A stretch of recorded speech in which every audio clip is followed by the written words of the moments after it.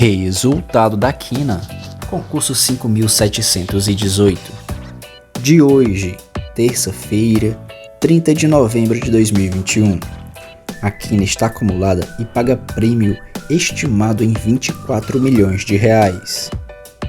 Os 5 números foram sorteados às 20 horas no Espaço Loterias Caixa, em São Paulo.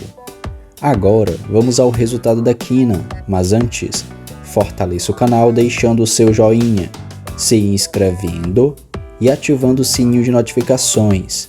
Vá até os comentários e conte pra gente a cidade de onde está nos assistindo e quantos números você acertou.